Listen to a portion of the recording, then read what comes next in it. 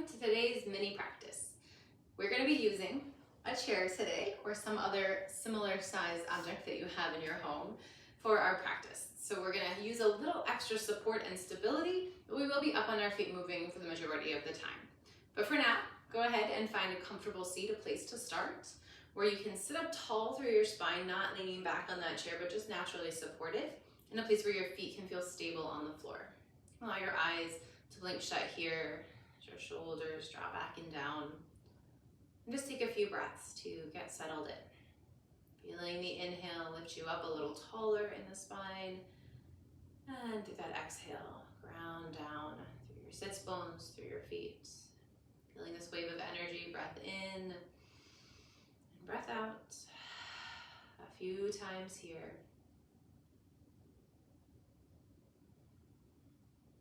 Using this practice as a time to slow down, to get more connected to your body.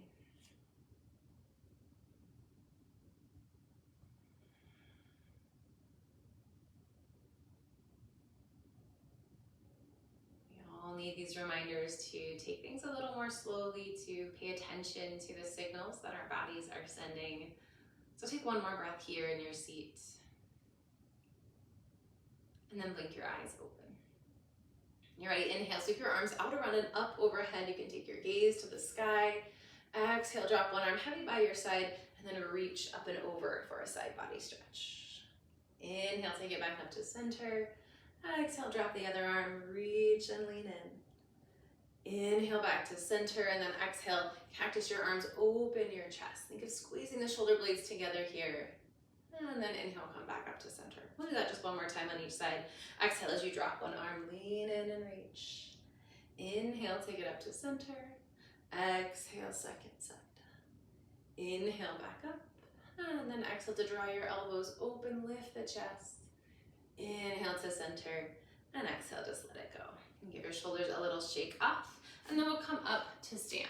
So we're going to be facing the chair. So I'm going to turn it so you can still see me lengthwise on the mat. So you just want to have somewhere that you can bring your hands down. So maybe that's not a chair at home, you've got a bed, a couch, whatever else, something that's stable. And we'll start here in a standing position facing the chair. So I invite you to bring your right foot up onto that base of the chair. And if that feels like too much balance-wise, too high to have your foot, maybe just stand on a step of book, something that will elevate that right foot at least slightly off the ground. So we'll settle in here for a moment, hips squaring forward, chest squaring forward, kind of just finding your stable balance, knowing that anytime we're on one leg, so as the left leg takes the brunt of the weight here, we want to keep a little micro bend in the knees so we're not locked out. So we'll start here just standing tall. Take a breath in to lift your arms overhead. And then as you exhale, cross your left hand outside your right knee. We're going to slowly draw the right arm open. So we're twisting in. So think of turning your torso toward that right side, maybe even taking your gaze back to the thumb. And you can come in and out of this twist a few times just to kind of play with where that end range of motion is for you today. Ending when you feel like you're coming into that deepest twist, that nice open space, shoulder to shoulder, gazing back. Take a breath here. And then we'll circle that right arm up and around, bringing your right hand now inside of your right knee. Peeling the left hand away, starting to twist open now to the left side. So you'll see my hips are still squared forward. I'm not turning to the side, but just rotating through that upper body, finding that twist in the spine. And again, you can come in and out of this a few times just to kind of work into how far you can draw that left shoulder back, turning open, gazing back. And then when you feel like you've hit that end range of motion, take a couple breaths. Continue to lengthen through the crown of your head so we're still tall and balanced in this shape. And then slowly bring the left hand forward. Release your right foot back down to the floor. And with your left foot, step a little bit closer to the chair. Bring your hands down to the chair as we take that right foot back now to a lunge. So bending into your left knee, keeping your right leg pretty close to straight. As you press your right heel back, I want you to activate, think of lifting that right hamstring up and just stabilizing in your lunge. So from here, if you really like having the support of the chair, your hands resting under your shoulders, you can keep one hand grounded. I'll show you the one arm option and then we'll take the both arm option as well. So here we're gonna find movement through the shoulder. So you can start by taking your right hand back behind you, feeling that shoulder blade hug into the center of your back.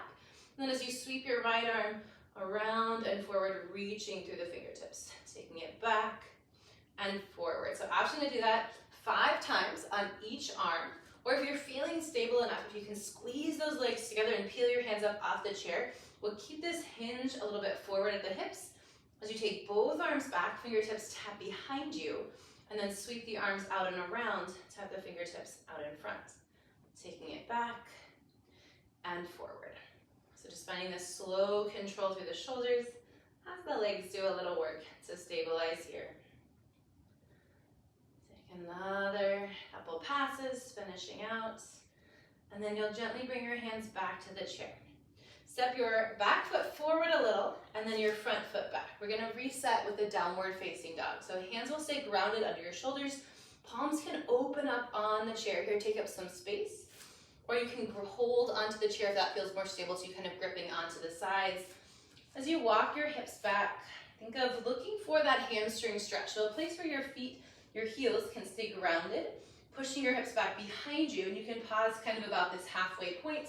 If you have any considerations, any concerns about dropping your head lower than your heart, but if that inversion is okay in your body, you can really let your head drop between your arms, opening across the chest, down through your side bodies, and just get a few breaths here.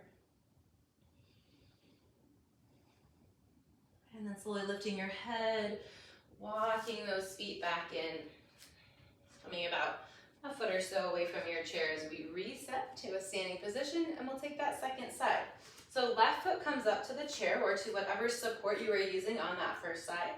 We'll roll our shoulders back and down, gaze forward. Inhale, take your arms overhead. Exhale, right hand now to the outside of the left knee as you sweep the left arm open. Working into this twist again, in and out a few times. So unwind, coming back to a neutral point, and then draw all the way open in that twist. Looking either to the side wall, or maybe you have enough space to gaze all the way back to your thumb. Once you find that furthest point of rotation, that twist through the spine, pause for a breath. And then carefully circle the left arm forward, bringing your left hand now inside of your left knee. As we peel the right arm open, finding that gentle twist in the spine in the other direction.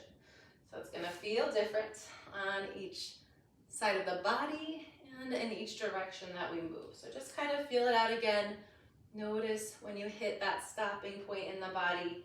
And then when you feel like you've opened up to that furthest point, pause here, take a breath. And then bring it back in. Carefully bring your left foot down to the floor. We'll step the right foot forward closer to the chair, the left foot all the way back into that lunge position. Again, setting up first here, that bend in the right knee, activation through the back side of the left leg, length from your back heel to the crown of your head.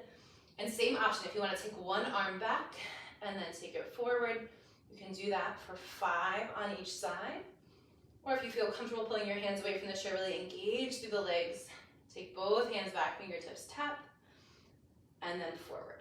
So we're looking for this control in the movement all around the shoulder. And that strength in the back as we squeeze the arms together. So we've been working through shoulder and spine mobility in my slow flow class and doing some practices like this if you like this movement. When you're ready, carefully bring your hands back down to the chair. We'll step that back foot forward a little, the front foot back, and reset one more time into our downward facing dog. So push your hips back behind you, get that stretch behind the legs. Option to drop your head and heart all the way in. Big breath in, big sigh out. And then carefully lift your head, lift your heart, walk it back in. We'll come back down to a seat. Ending with my personal favorite, our figure 4 stretch. So take your right ankle to your left thigh. Take a moment to sit up tall here. Roll your shoulders back and down. And this may be enough. If this is already feeling that into the outside of your hip, just stay here, let your eyes relax. So you can soften that low body. If you feel like you want a little more, just start to hinge forward at your hips, letting your chest drop forward toward that right shin. And maybe even draping your arms over the leg as you fold forward. Leaning into sensation. We'll take about 5 gentle breaths here.